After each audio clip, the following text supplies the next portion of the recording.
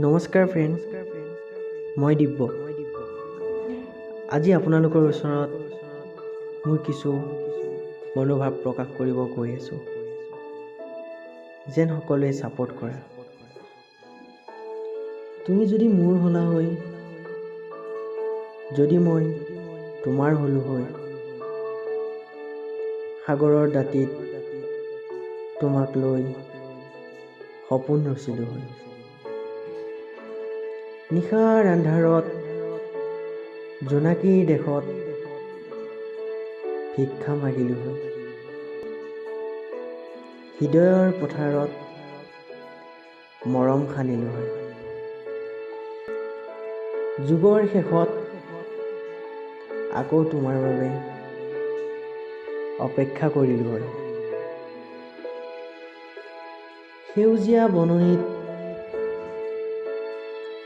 পৰুৱা হৈ জীৱন পাৰ কৰিলো হৈ, সন্ধিয়া সময়ত বন্তি জ্বলাই তোমাৰ মোৰ সুখৰ জীৱনৰ প্ৰাৰ্থনা কৰিলো হৈ,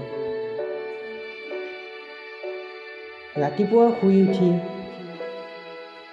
চাহকাপ যোগান ধৰিলো, হাতত হাত ধৰি বুকুত হাত থৈ প্ৰতিজ্ঞা কৰিলো হৈ, তোমাৰ বিনে মই, মোৰ বিনে তুমি, জীয়াই থকাৰ সাহস পালো হৈ,